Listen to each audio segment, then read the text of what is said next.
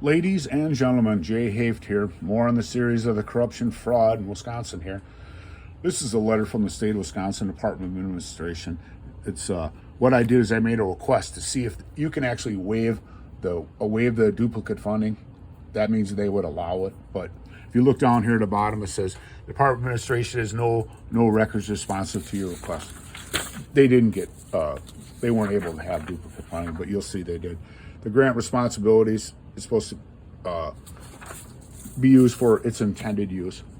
Okay, so now we're going to go with the WIDA building for a little bit. This here was off a WIDA website. They got $6.67 million total. It was $667,000 there for 10 years on that. And then they say here that WIDA gets a loan. They're not afraid to spout out. It says $667,000 for 10 years, and then also a community development block grant. We saw that was EAP funding. It wasn't block grant. It was disaster funding. And then it says they got historic tax credits and all this stuff on there. And then, oh my God, I looked on here, and then they said that they got a loan. It says no. It says on here historic last the same amount of money, $549. It's a grant, folks. They want to just lie. No one will ever figure that out. Okay, so this here was what they did was, when I showed you on the last one, it's very important if you get a chance to watch all the episodes. You can learn from each one. On here, it says recovery fund, so that's EAP. You can't get duplicate funding. Okay, so for the building, my building, 203 Front Street, they offer me $94,000. This is to me from the cronies in town here: Marion Shack, John Summers, Trent Campbell, Mark Williams. In my opinion, they're all criminals.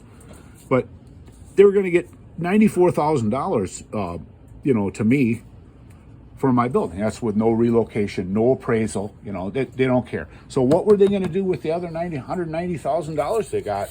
I'm going to show you exactly where they got that. They had it in that federal report. Okay. This would be the third time that I believe, but they fudged stuff because they cover up. But they're not covering up all the crimes because they couldn't legally got this money to start with. Okay, so it says here, location, acquisition, demolition of a vacant business property, and that's me. Downtown Beaver Dam waterfront. I was the only one left at the time. They get $283,000, and they offer me $94,000. These are a perfect example how these guys oppressed me with all their criminal activity. So this here's from Dick Leinekugel. He was this was to Dick Leinekugel from the city of Beaver Dam.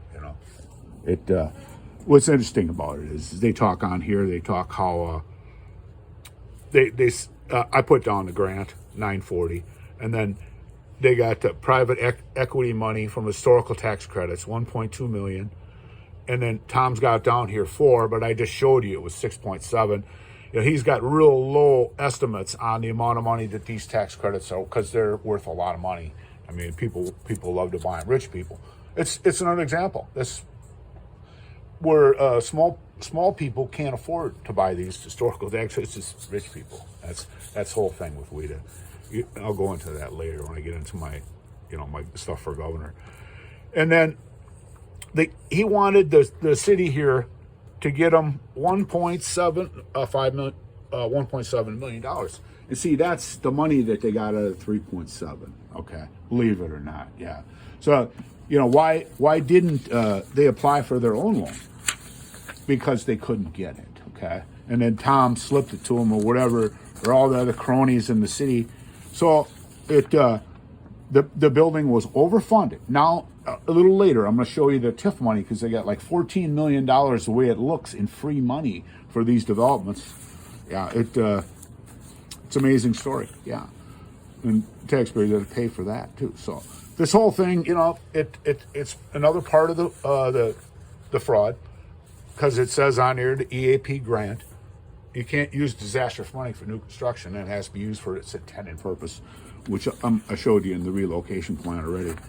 But down here it says duplication of benefits. This is the Stafford Act. Okay, once you have a flood and it's declared a federal emergency by the Stafford Act, you have to go by the laws. It says, or other entity will receive such assistance with respect to any part of such loss as to which has received financial assistance under any other program, form, or insurance. So you just can't keep getting paid like they did here. Okay, now in that federal report, they said that they left me out of the relocation, and I told you about that. This is me, I'm in this original plan, okay? You know, they went back, a lot of times they say that the cover-up is worse than the crime. No, they're all bad. I mean, the whole thing's criminal. So they got 14 years, 94,000 was my estimated value. Well, what I was paying taxes on. It's not my fault they didn't upgrade it. Most comparable was 190, 50,000 owner replacement, closing costs, which I ended up paying, reestablishment costs. So it's basically lines up with the demolition exactly what the amount of money they got, but this is photographs of property be acquired. There's cash today. There's me. Map of the projected area. 203 right there. You got to look closely. Yeah, it's a criminal show is what it is. And these are the reasons why. I don't know, folks. I caught them in all these crimes. Do they operate like this every day? Can you trust anything that they do? And this is why people hate the government.